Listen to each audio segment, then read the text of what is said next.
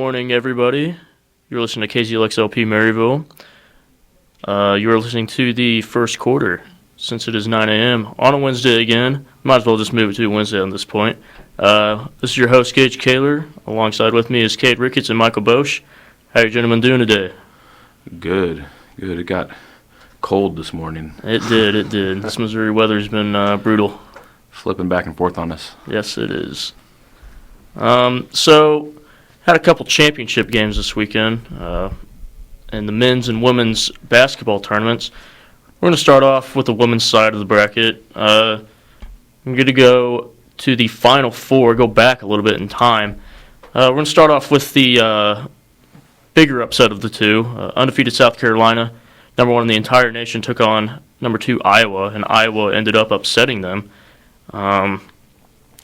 So it is pretty apparent that Caitlin Clark is probably the biggest name in women's basketball, WNBA or NCAA. Major upset there.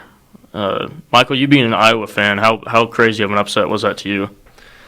It was pretty crazy because, going into like March Madness games and you're in the Final Four, and when there's like a double-digit spread, that's like, you're not supposed to win that game because, South Carolina is just that good. So Iowa pulling that off and Caitlin Clark scoring 41 points was just 41-point triple-double was just pretty insane. Yeah, me going into that game, I was just curious as to how they were going to shut down Aaliyah Boston for South Carolina, and they held her pretty to her own. 8 points, 10 rebounds, and 3 assists. I mean, she got her boards, but really wasn't too efficient on the offensive side. And great win there by them to get to the national championship, in which we're going to talk about here in a little bit. Big win by Iowa there. And the other game on that side of the bracket was number 3 LSU pulling off the upset against Virginia Tech. Angel Reese had 24 points, 12 boards, and Alexis Morris had 27 points on the night as the Tigers defeated the Hokies 79-72 to advance to the national championship game. And excuse my lack of women's college basketball knowledge, but I just did not understand. I remember filling out my women's bracket, and I was sitting there looking how is LSU a 3 seed? This doesn't make sense. They only have 2 losses, and then especially when we were going against 1 seed Virginia Tech, who went they're 31-5 at the time, and probably would have only had 4 losses going into the tournament. But LSU, so a 4-loss team got a 1 seed, and a 2-loss team got a 2 seed. And what's crazy is one of the LSU's losses was South Carolina. Yeah, so who's the best team in the entire country. So yeah, arguably, I think there's something to be said about Iowa beating South Carolina. I think if South Carolina would have beat Iowa, I think South Carolina would have beat LSU again. I think South Carolina, last time they played, it wasn't even a game. Yeah, they had their number. They won by 30, so I think Iowa did a really good job of helping LSU win the national championship. Yeah, and speaking of the national championship, let's just skip on to there. I just want to touch quickly on the Final Four just to set up the scenario. Caitlin Clark had 30 points, 2 boards, and 8 assists in the loss to LSU, in which Angel Reese won the most outstanding player of the women's tournament. 15 points, 10 boards, 5 assists. Personally, I was shocked that LSU was able to pull this off. Props to them on the victory. Yeah, Iowa just absolutely no defense at all. I don't know if I've ever seen a women's team score 102 points, let alone in a national championship game. That was pretty pitiful defense. That LSU team was pretty good. I can't think. What was the name of the person who was just absolutely lights out? Anything put up was in. Was it the one with the buzzer beater? Yeah. That was super. She was Adasia Williams? Yeah, was that her? Yeah, it could have been, but she was super good. But that Iowa team really was not. They weren't that's not like a championship team. That was just kind of they were flowing off Caitlin Clark's momentum and her scoring, and then they just ran into a buzzsaw of LSU. Well, not to get into too controversial stuff here, but I think the Caitlin Clark, a lot of the fouls and stuff, her getting teed up for.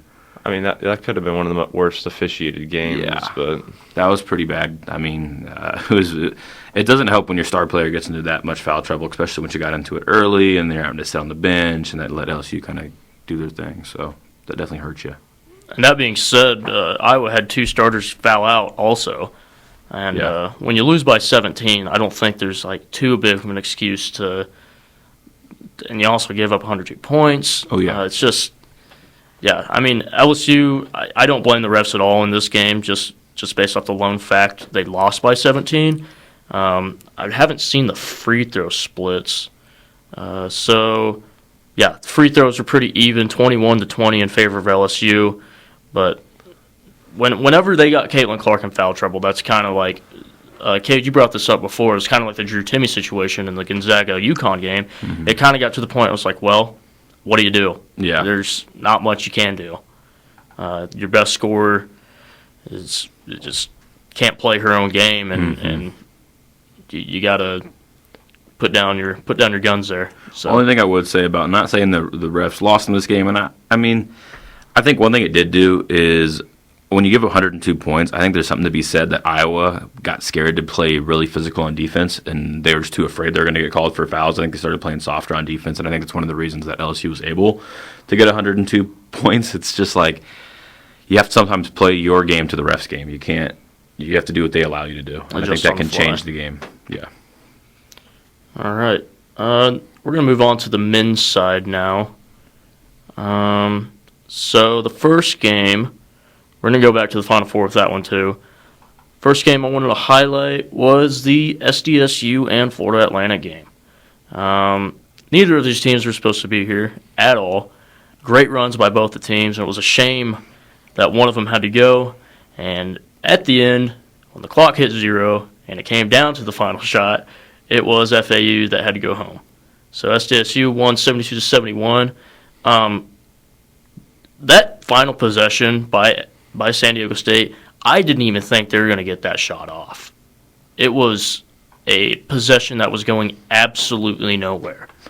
Yeah, I thought it was interesting, too. After the game, they interviewed the head coach for San Diego State, and they go, "You didn't call timeout. What was the game plan there?" And he goes, "Well, I was out of plays, so I just told him to get down hill and make a shot if, he didn't have any play to call." So he's like, he just let him play it out. So one guy, I mean, yeah, I didn't think he was going to get it off either. One guy just hugging the ball and didn't pass, didn't even look for the pass, just knew he wanted to take the shot. And I'm like, oh, man. But, yeah, got to step back and hit it, so. Yeah, it was so awkward because he drove, or tried to drive Yeah. anyway, got stuffed, and then I didn't even think he took a step back.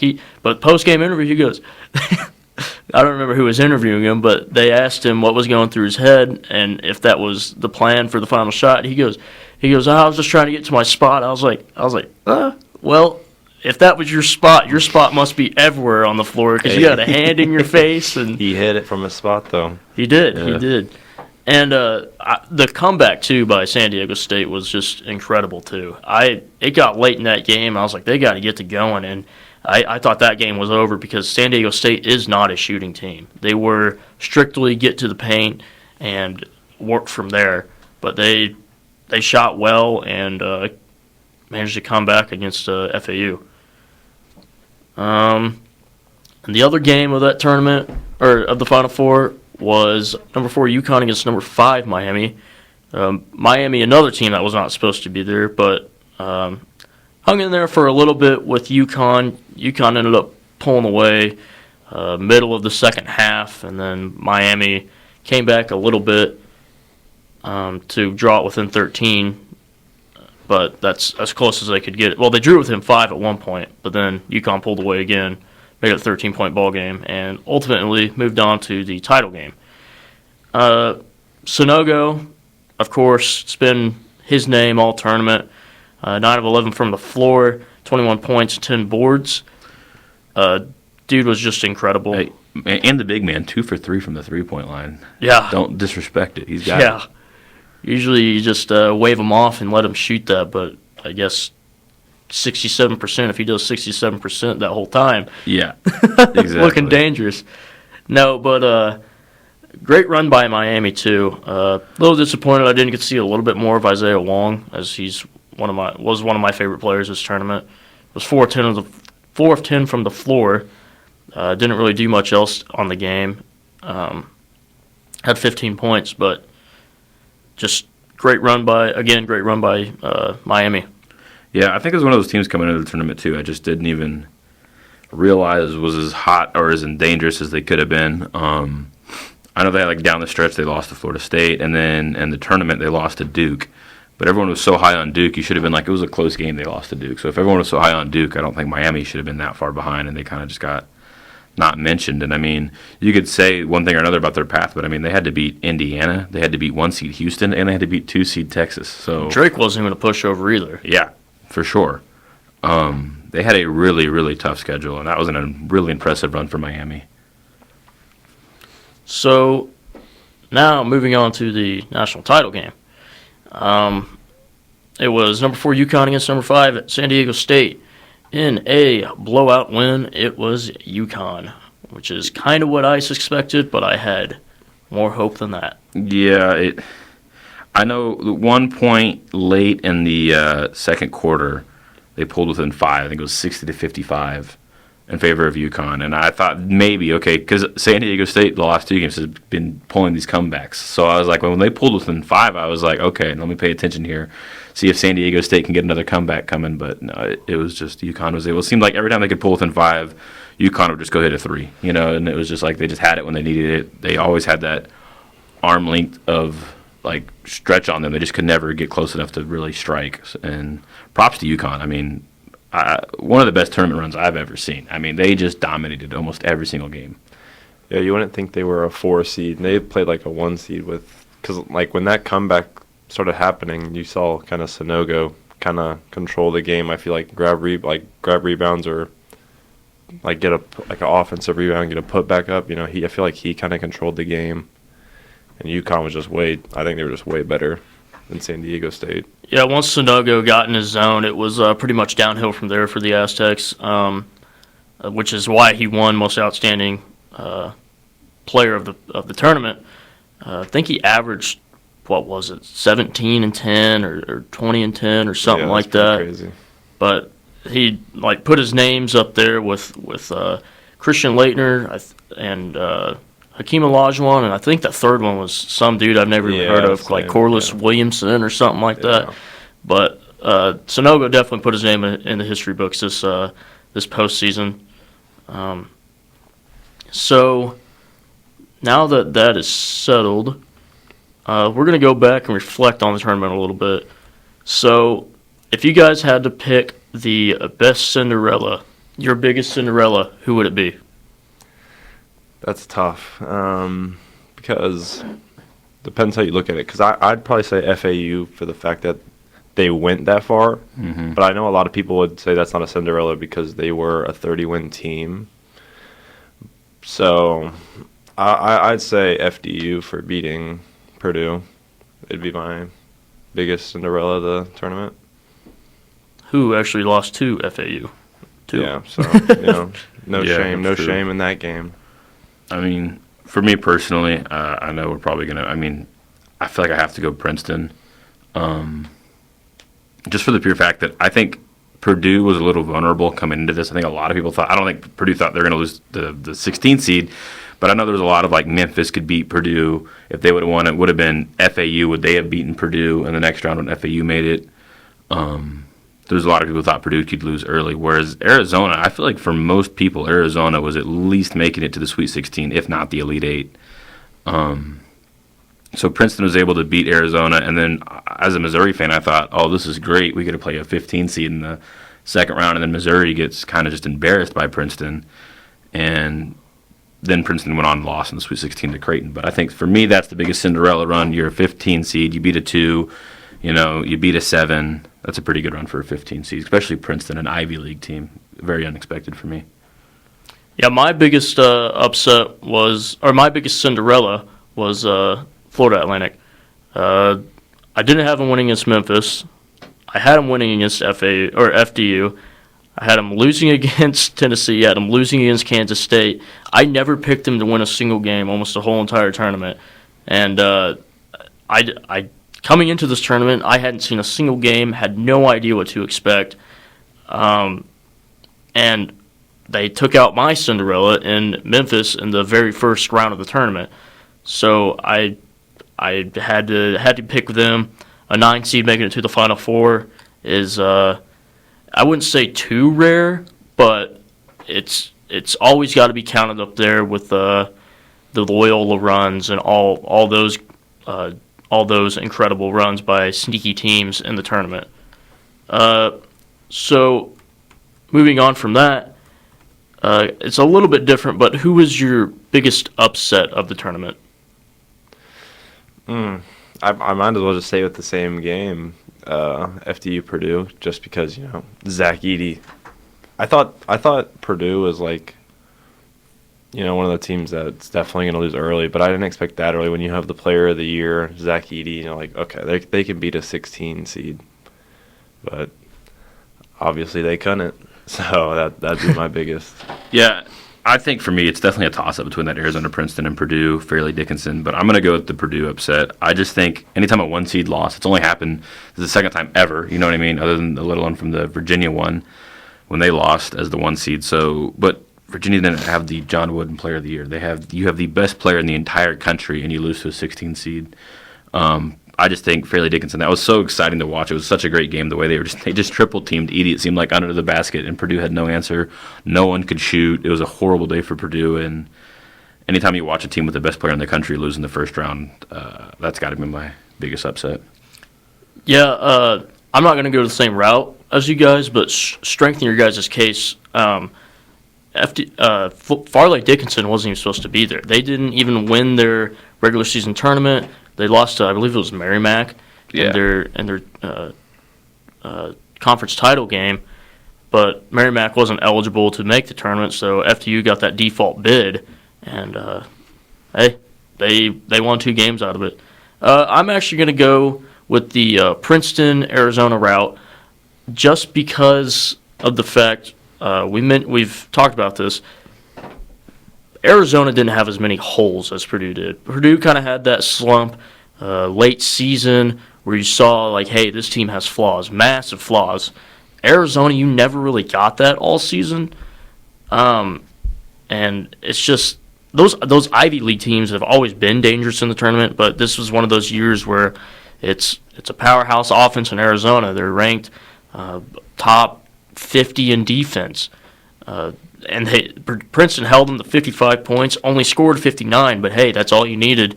And they moved on to the Sweet 16 in this tournament. And finally, the last category I wanted to bring up was, what was your all's favorite game of the tournament? I'll go first. I think it was a good game because it was a rematch. I think it was a good game because it was star power. And that game for me had to be Gonzaga-UCLA. Getting to watch those two teams play, probably last time at those players out there, it was just such an exciting game. And obviously, I'm a huge Drew Timme fan, and watching him just go to work, possibly for the last time. I don't know what that looks like if he's coming back or not, but against the stacked UCLA team in a game where it was just a coin toss of a game when you were making your bracket. I mean, who are you going with, the 3 seed or the 2 seed, Gonzaga or UCLA?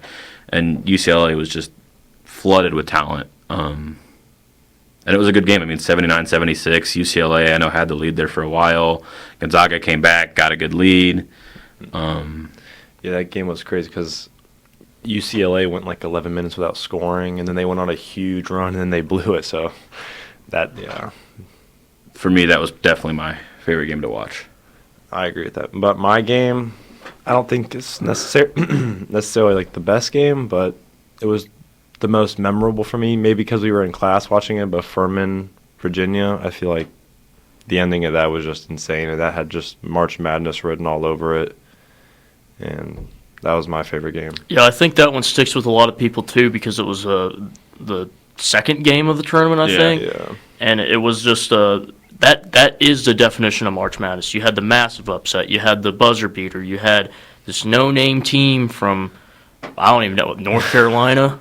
And it was one of those games, too, everyone's like, how did Virginia just lose that? It was like, how did they just throw the game away, literally throw the game away? Yeah, the big comeback by Furman. I think they were down 11 by one point. But, yeah, I like that. I like that pick. But I'm going to go with a second-round game in Kansas and Arkansas. As a Mizzou fan, I got the pleasure of watching Kansas lose. Not only that, but that game all around was just great. You had, I believe Arkansas came back in that game, but it was just crazy because I had never seen Kansas miss so many free throw attempts.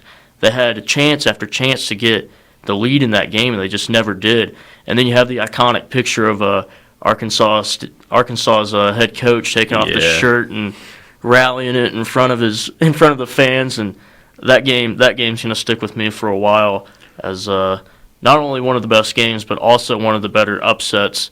Even though it was just a 1-8, but Kansas being the defending champion, that one sticks with me for those reasons. Yeah, no, that was a great game too. Because that was as a Mizzou fan too. That was the day we just lost to Princeton. Mm-hmm. So I'm all upset that we just lost to Princeton. But at least I got to watch KU lose to Arkansas. It kind of made it less painful. Yeah. That being said, if we were in Arkansas' situation, we probably would have got rolled. But we weren't there. We had the we had to face the other Tigers. So that was our wrap up of March Madness. It's sad to see it go. It's always a fun time. Real quick, I just want to hear y'all's opinions on this. Who do you think are early season favorites for next season? It's always hard to stay away from the Blue Bloods. Yeah, I was gonna say Duke's not looking too bad right about now. No, I like that. I think all the hype they had coming into this, and they kind of were figuring it out late. And I think that they're going to let most of those guys back. So I think they could be a dangerous team too. Yeah, it's hard to stray away from Duke. I think right now the polls lean. Who was it? Kentucky, I think. Yeah, with what was it, Shigwe? Yeah, but I thought he was gone. So maybe that's why Kentucky's early season favorites for next season. Yeah, those early season favorites always seem to lean towards Blue Bloods. Yeah, pretty consistently. I bet Kansas is somewhat high on that list, and which is fair. Yeah, I mean, if you were betting, it seems like one of them always win it every now and then. And what? I mean, yeah, it just wouldn't surprise me if any of those guys win. If it was Kansas next year, if it was Kentucky, if it was Duke. Yeah, probably not North Carolina, but anything's possible, I guess. They could maybe. They could just bring in, transfer this, transfer that, and build a new team. So I wouldn't be surprised. I have the brand name, so I wouldn't sleep too much on North Carolina, especially with them being number one in AP poll this year and completely missing out on the playoffs. So they got a lot to rebound, like need a comeback season. So it's the whole 2019 Virginia narrative. Yeah, really. All right, so moving on to that, staying in the same sport, different league. The NBA playoffs are just around the corner, and oh boy, what a mess it is. We have tiebreaker after tiebreaker after tiebreaker to break down. I don't even know where to start with this besides saying, who do you guys think's going to make it in for the West? That's a tough one. Here, you keep. I'm gonna pull up the tiebreaker thing, and then I'll talk about that. Okay. I think one thing me and Mike were talking about before the show is really funny. It's how you're like, who's going to make it in for the West? But then you look at the Eastern Conference, and it's all already decided and all pretty much wrapped up and put away. Basically, in the East, you're looking for just who's going to be where. Like you know who's in, but you just don't know who's going to be where. I mean, it's so. I just don't even know where, like, who I think's going to make it in is completely different who I think's going to make the play in, and then I don't know. I think let's just start at the play in then. Let's just. Okay. Who do you think's going to who are your 4 play-in teams from the Western? Well, I'll tell you the tiebreakers right now. So. Okay. So the teams that are all in the bubble are the Jazz, Mavericks, Thunder, Timberwolves, Pelicans, Lakers, Clippers, Warriors. Any team could go in any spot as of right now. I think the Warriors, even though it doesn't say it, I think they're pretty much locked to be in, but I think they could still fall to a 9, but that's pretty drastic. But the Clippers have the tiebreaker over the Lakers, if that ever happens. The Warriors don't have a tiebreaker over anybody, but I don't think they need to because they have the most amount of wins. The Thunder have the tiebreaker over the Mavericks and the Jazz, so that's a pretty big one. And then the Mavericks have one over the Jazz. And then Minnesota has it over the Clippers, Thunder, Mavericks, and Lakers. So Minnesota seems pretty locked in. Yeah, definitely got all that. And then the Lakers have Noted. the Warriors and the Pelicans. But so if I had to pick two teams to not make it, I Thanks, don't think Michael. the Mavericks and the Jazz are going to make it. So I think Dallas is a complete lock of being out. yeah, They just seem so out of it right now ever since that Kyrie trade. I think they've won 6 games since that trade. They're like well below 500 in that span, and I think they're done. Utah, it's hard to see them making it too, just because how inconsistent they've been. But at the same time, OKC's just been up and down too. Minnesota's been up and down. New Orleans has been hot lately. The Lakers have been hot lately.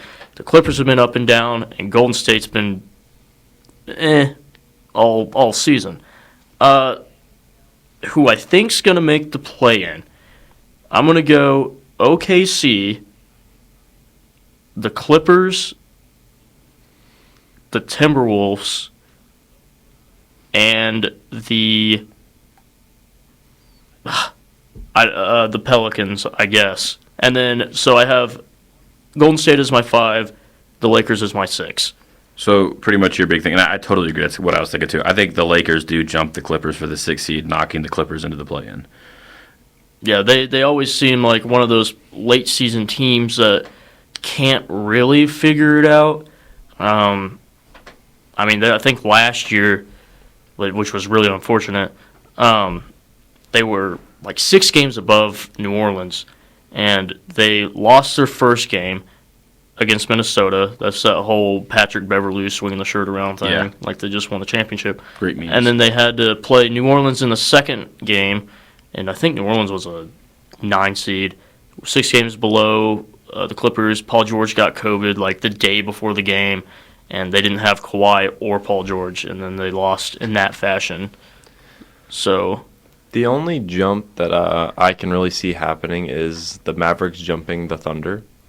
And the Mavericks' last 3 games are the Kings, Bulls, and Spurs. I don't think they'll beat the Kings today, but if they can win, I'm going to look at the Thunder's schedule.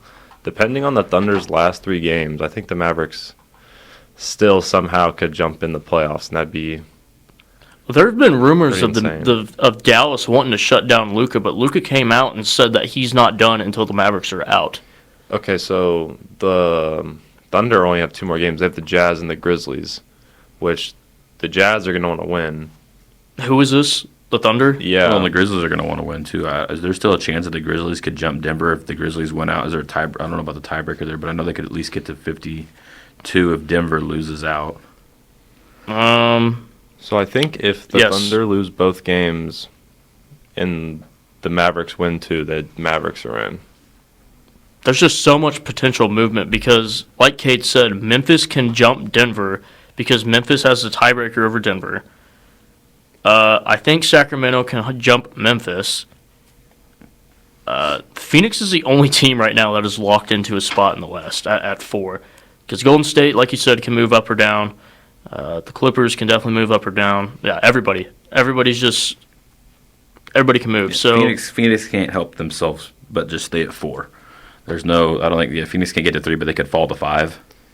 But that's a good spot because if that were to happen, that they'd play the Warriors first round, and I think that Suns team beats the Warriors team.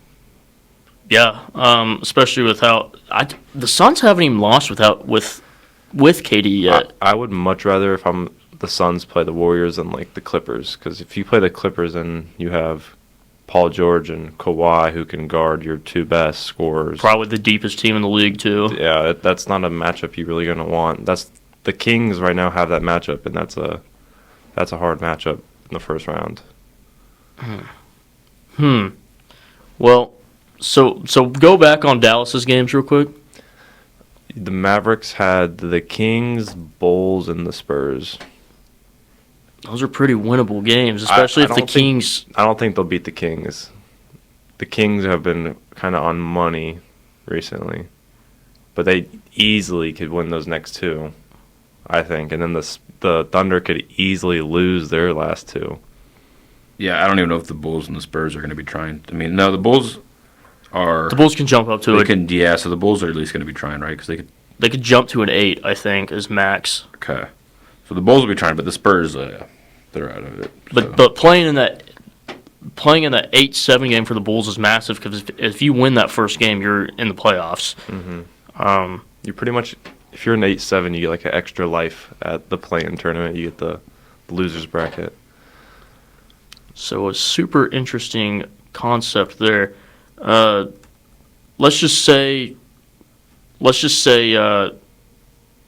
any of these teams that are left in the playing game that can make the playing game. Who do you guys think has the best odds to win the title out of those teams? Out of play-in teams, Yes.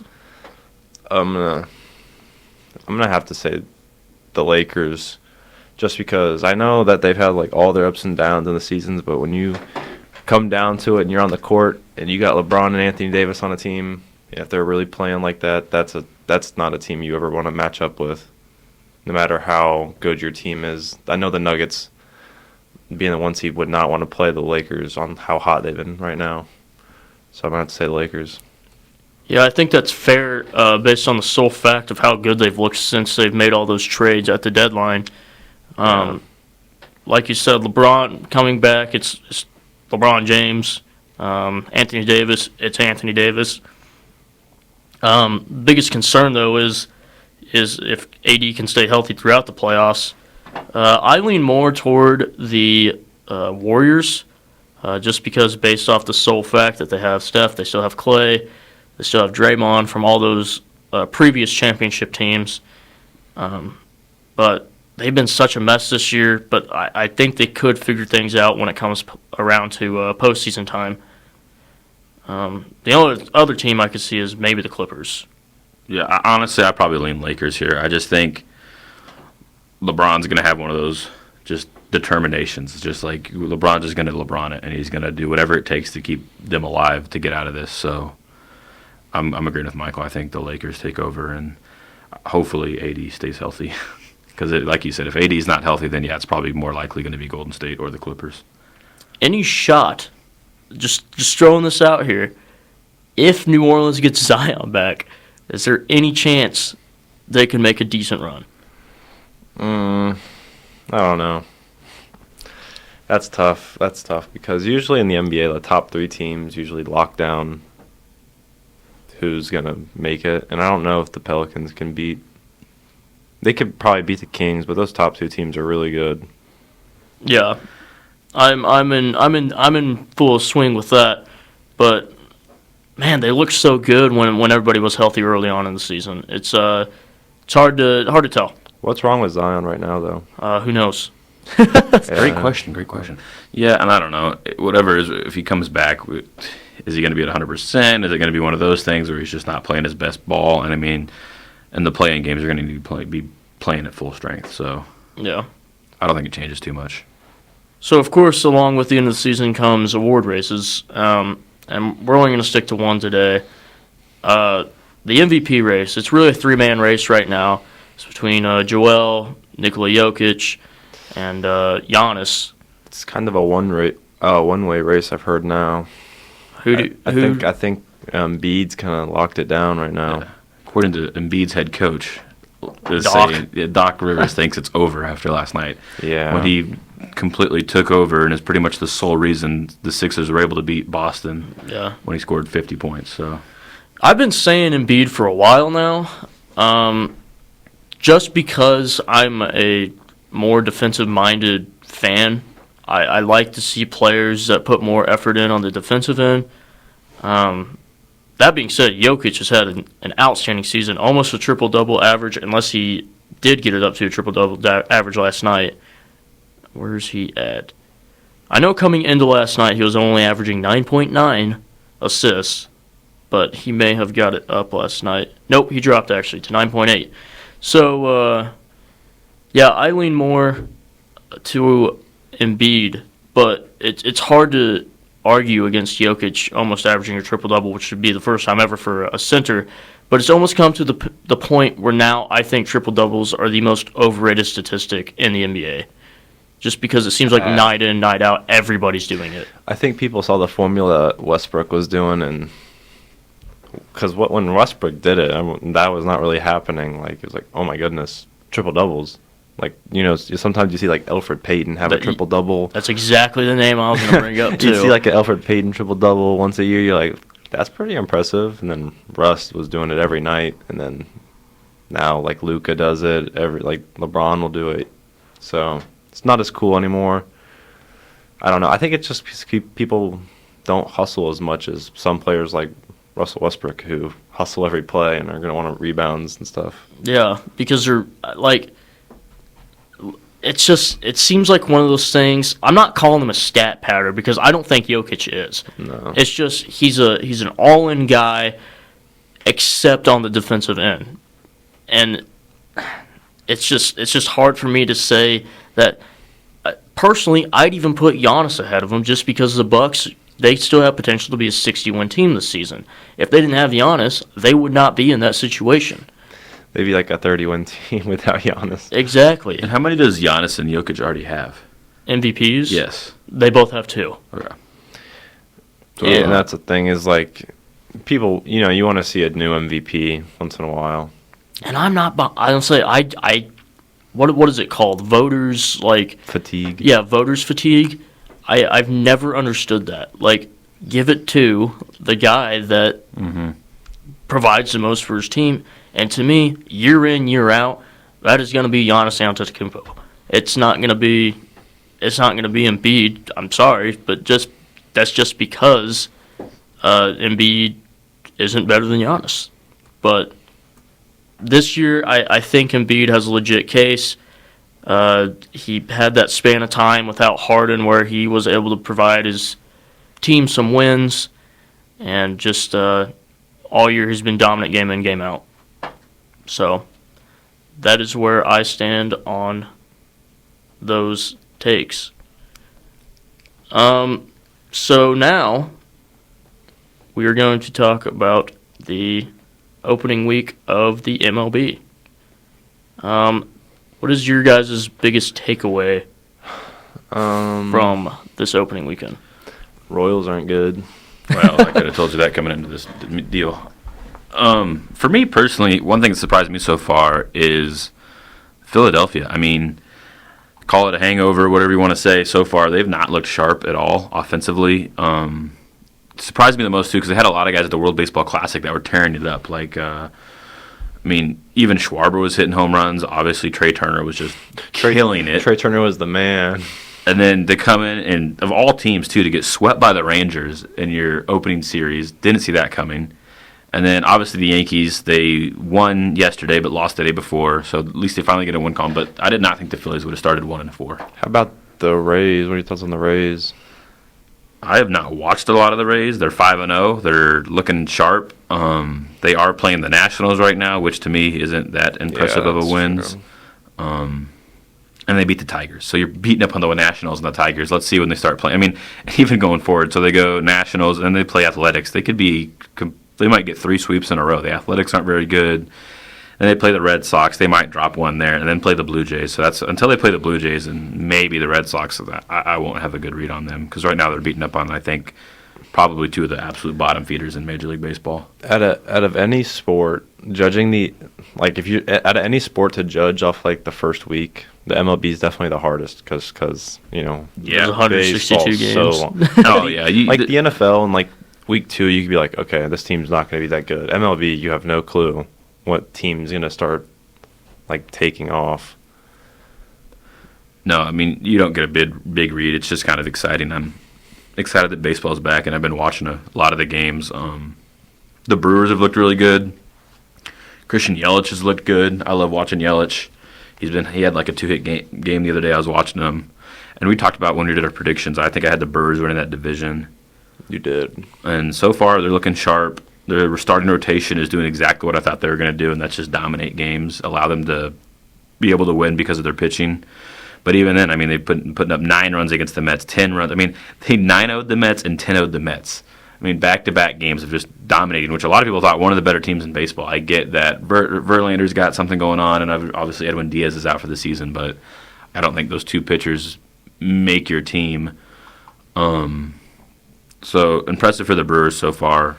they've been one of my favorite teams to watch early in the season. And then Gage's team, the Cardinals, in a surprising way, are 2-3. I'm not too surprised. Coming into the season, I said pitching was going to be our biggest downfall, and I mean, so far that's held true. The first game dropped to Toronto 9-8, or 10-9 actually. So you can't really give up 10 runs and expect to win a baseball game. Second game was kind of we won 4-1, so pitching pretty much saved us in that. Beat Toronto 9-4. And then we lost to the Braves 4-8. It's been back and forth with batting and hitting so far this early season, which is what it's been the past 2 or 3 years now as a Cardinals fan for St. Louis. So, well, yeah, and to be fair to the Cardinals too, kind of the opposite of what I said about the Rays. The Cardinals have been playing good teams. I think the Blue Jays are a playoff team. I think the Braves are a playoff team. So they're definitely getting some early action, and I'm going to love this next series coming up. They have one more game against the Braves on the 5th, and then they're going to go ahead and go to Milwaukee to play the Brewers, and that's a series I'm really excited for because I think the Brewers are really hot right now. And for me, those are your two favorites to win that division between the Brewers and the Cardinals, so I really want to see how they match up against each other early in the season and see who's looking to have the upper edge early. Yeah, that's going to be a series I'm going to want to catch as a St. Louis fan just to see where we really stand early season among our own division. Gotta love interdivision games this early in the season. Just it gives you that rough idea of like, hey, this is what we need to change for the future, and able to stay in our division race if we are behind them. Yeah, definitely. And I mean, we'll go over the Royals really quick just because they're my team. Talking about early division play, if it showed anything, the Twins are definitely better than the Royals. That was just blatantly obvious. We did get a win on Monday against the Blue Jays in pretty good fashion, putting up 9 runs. It was finally good to see our bats wake up a little bit. I know we lost the day before to the Twins, 7-4, so we got some run support. Pitchers couldn't do what they needed to do in that one to hold it down. But to come back and win 9-5 against the Blue Jays, once again, the pitchers really didn't kill it, giving up 5 runs, but we were able to get 9 and beat the Blue Jays. And then obviously lost the Blue Jays yesterday, 4-1. Not a terrible game. Yesterday I was really surprised that Bubic went 5 innings and only gave up 2 earned runs. I don't know if you guys remember last year, but Chris Bubic was getting shelled early in the season. So to see him go out there, go 5, only give up 2, that's pretty solid for him. And if he can do that consistently, that's a huge boost to I think our really not great starting rotation. So it was exciting to see him at least pitch a good game. Yeah, I'd say our pitching in the whole Twins series is always pretty decent. It was that we could never get hits. And it was good in that first Blue Jays game to see people like Bobby and Vinny and get on base and get hits and work it around, because in the whole Twins series they were kind of irrelevant besides Salvi. Like Salvi, Matt Duffy, and Oliveras, they were the only ones who really were doing anything. So it was good to see them kind of start to get it going. Yeah, that probably surprised me the most about when we beat the Blue Jays was the day that Salvi wasn't even in the lineup. So Go figure, Take your best player out of the lineup and win a game. So that's just baseball for you. It can be completely random like that sometimes. Yeah, my biggest, it's not really team related, but my biggest takeaway, being just a casual baseball fan, it is so much more entertaining to watch these games now because of the pitch clock. It's so much faster paced. Like last night or the night before that, I don't remember which night it was, but there was a Twins Marlins game, I believe, and it ended 1-0, and that game was completed in under 2 hours. So that long drawn out process of the in between pitches cut down is just a chef's kiss to me. It is so much better now. Yeah, and one thing I think a lot of people are going to be watching out of spring training, there was some hit by pitches early in spring training when people were trying to get these, because some pitchers had to change the release to make it quicker. And I don't think there's been a ton of hit by pitches, so that's good to see. I thought it was funny too. Players would talk about how with the pitch clock, one of the negatives too is if you have a guy barely miss your face at 102 miles an hour or something, you got about 6 seconds to get it together and hop right back in the box. I think maybe there should be umps need to be maybe a little bit more lenient when guys are thrown out like that, or it's a close call to maybe give them longer than the pitch clock to let a guy kind of settle in, because I definitely think there's something to be said if that gives a pitcher's ability to throw near a guy to kind of jump him out of the plate. Now he's got to hop back in 7 seconds and get recollected and go swing a bat.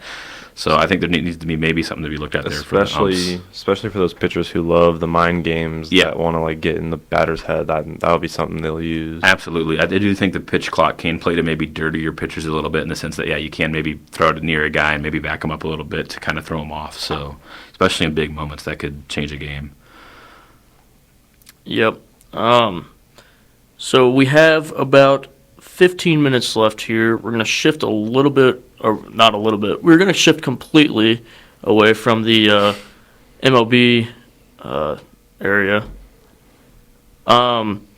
So with the 1 and 2 picks in the NFL draft basically being locked in, there's rumors that Arizona might be looking to move out of the number 3 slot. Assuming 1 and 2 is quarterback, whether it be whoever, who do you think trades up to that number 3 spot now? So who do you're saying Stroud and Young are 1-2? That surprises me. Just whoever. I didn't know that the Cardinals were looking to move back. I thought, if anybody, I think the Colts, I thought at 4 were going to move back. That's how I was viewing the draft. I couldn't see Indy moving back unless they get jumped. I'm not saying they're moving back to 20. I'm saying I've seen a lot of things like I really thought there was a possibility the Raiders move up. I think the Raiders maybe are like 7. Raiders are 7. So Raiders move from 7 to 4 just to get a quarterback if one falls, if they like him, because I think your first 2 picks are going to be quarterback. That wouldn't. I think that's almost just been locked in at this point. Whether it's C.J. Stroud or Bryce Young or Will Levis or whatever facet they want to go there. At 3, I think the Cardinals probably. If they move, it just surprises me because I think they have a really good opportunity to pick up a Will Anderson. Or I think they stay there. I think they take a pass. That's kind of how I feel. I don't think it would surprise me if the Cardinals move back. Is this like something that people are talking about that have been? I've seen rumors that with Tennessee trying to move up to 3. Tennessee moving up to 3. So if Tennessee moved up to 3 more or less, I think our question is, who is Tennessee trying to take?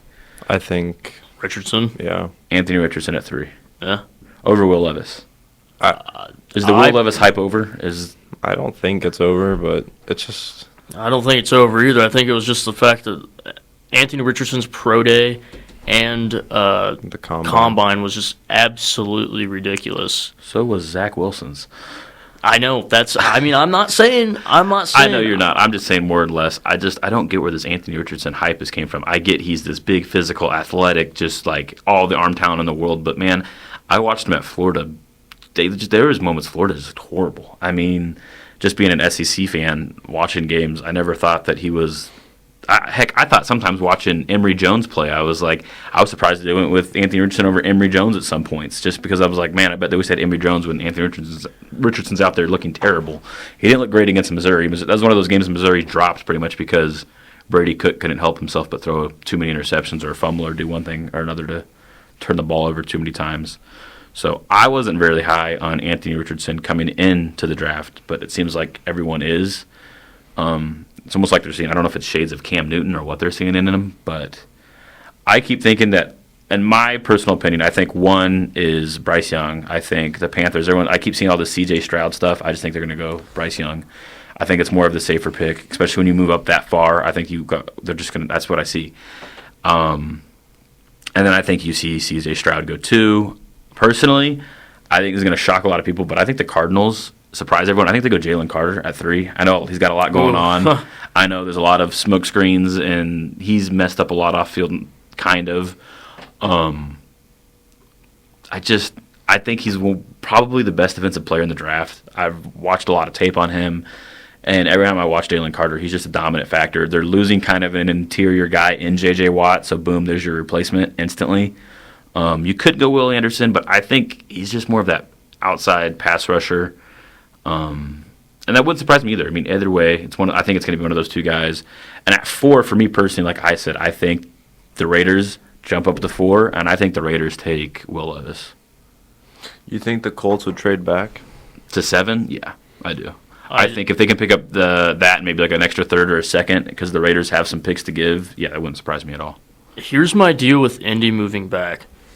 I only think they move back if they get jumped by Tennessee, by even I wouldn't be surprised if Washington tries to trade up to 3 or Vegas.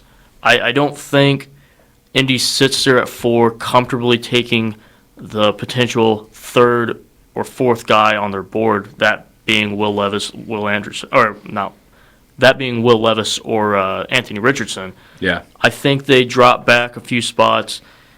Their team's so old. I think they're looking to get that youth movement into Indy. I think that's the only way Indy moves is if they don't get their guy. That being said, we don't know who their guy is. So maybe we get a situation where it's quarterback, quarterback, quarterback, quarterback, 1, 2, 3, 4. If they do get jumped. And like I said, I think if Arizona sits 3, which I think they will do, if Arizona gets jumped by someone else and moves up and takes a quarterback, I don't think Indy will move if someone jumps for Arizona and takes a quarterback, because then I feel like there's only one guy left on the board. But I feel like if they can move from Oakland, let Oakland get the 4th, if there's a guy that Oakland's in love with and it's the same guy they're in love with, they're not going to move. But I think they want Anthony Richardson, and I think Oakland wants Will Levis. So I think there's almost like we're content with picking up a pick, letting them get the quarterback they want. I think we can fall back to 7 and still get the quarterback we want, and pick up an extra 3rd, 4th, 3rd, 2nd. I don't know, whatever they get in. Yeah, because the Seahawks aren't going to take it. I mean, they could, but I don't think they will. Just for the future, then? I think the Lions, I don't think they would, because I feel like they don't want to risk it too much with their future.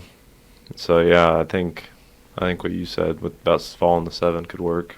Another thought of mine with the whole Indy situation, if they get jumped, is if they move back, don't take a quarterback, or let's just say they stay put in this situation, take a Will Anderson or whoever is left on the board, take a defensive player, and they like Hendon Hooker more than Will Levis, just stay put in the 2nd round or trade back up late into the 1st and draft Hooker there. Does anyone know if Hooker is going to be ready to go, though? By the start I of the don't season? think Because that would surprise That's me. my thing. Is with Indy, he can ride the bench for a little bit. Just run Sam Ellinger as your starting quarterback, tank, and if Hooker's not good, take Caleb Williams the next draft. Maybe that's the approach they take. But Indy's draft or quarterback room is so vacant right now. I don't know where they're going to go with quarterback if they do get jumped. I like what you're saying there, too. And I think Indy's draft is going to have to be very reflective of what teams do around them. I think they're going to just see what everyone does around them, and that's going to kind of narrate what they want to do. I do think Indy wants a quarterback. I'm not sure who it is. I think they'd rather go Anthony Richardson, is from what I've heard, but I got the Hendon Hooker update, and he said he's been doing really well, and after 3 months, he's on track to start week 1. That's wild. huge. That's a big deal. Would you play him week 1? Yeah, I that's would. That's another. I mean, if you got him and then you see what he looks like in training, in practice, I'm like, okay, he's good. The Colts like Hooker. Where do they take him? I think you get him 2nd round. I think, well, depending on where they sit at pick 35 right now. It depends on if they want that 5th-year option or not. I don't know what their draft capital looks like. If you have the picks, I would trade back up into the 1st to get that 5th round or that 5th-year option on them. If not, stay put, because if you're almost dead set on taking Caleb Williams if Hendon Hooker doesn't play out this upcoming season, then stay put. Is the hypothetical that the Colts get Hooker? Yes. Yeah, I could see it. Maybe they trade back and go to 7, and then the pick that. Their 2nd-round pick? No, I'm saying maybe the couple of the picks that they also get from the Raiders they use to move up from their 2nd-round pick. Yeah. And maybe move up to like a late 1st, like a 30, 31 from the Chiefs or something like that. Yeah. I mean, I don't think that's too out there. It's really just a situation I haven't honestly thought of. It just kind of clicked in my head. I was like, hey, Hendon Hooker's still on the board too. Why not just go get him if you don't like Levis? But I have no clue. This draft's going to be so entertaining, and what are we, 2 weeks away? Yeah, and Not I think 3 weeks I think one away. thing's for certain, and I just wouldn't be surprised if there wouldn't be, but I think there's gonna be a lot of movement. And the first 10 guys moving around, those first 10 picks, I think there's going to be teams jumping in. And I wouldn't be surprised if someone from the teams out of nowhere in the teens jumps into the top 10 and takes somebody they really want. So Yeah. I think there's going to be some really interesting movement going on. But back what we were saying a little bit ago, who do you guys think Seattle takes? Is it just reflective of who Arizona takes. If Arizona sits 3 and they take a Will Anderson or a Jalen Carter Yeah. or a Tyree Wilson, does Seattle just take defensively? Do they? Because Seattle is in that. This is not. They were good enough that they shouldn't have been at 5, but they got lucky with this is Denver's pick. So I think they go best available. I think they go. Well, best available at that in my situation would be Jalen Carter, but I don't think they go Jalen Carter. All the buzz is Tyree Wilson. I've never watched Tyree Wilson tape, so I can't tell you my thoughts on him. Personally, if I'm Seattle, you have 2 first-round draft picks. Your interior defensive line is not the greatest. Take a swing on Jalen Carter. Totally agree. But it's just not. It's not in Seattle's culture to do that. So I don't see them doing it. But that's personally what I would do. So yeah, I mean this. I have no idea how this draft. This is the blankest slate I've ever gone into the draft. It's just, and we're like I said, we're 3 weeks away. So I have no idea what's going to happen. So we are at the end of our show. We are undecided if we'll be back on next Monday or next Wednesday. Leaning more toward next Wednesday. As what is it? Easter this weekend? Yep. Yes, sir. All right. So probably be back on at 9:00 next Wednesday. This has been the first quarter with Gage Kaler, Cade Ricketts, and Michael Bosch.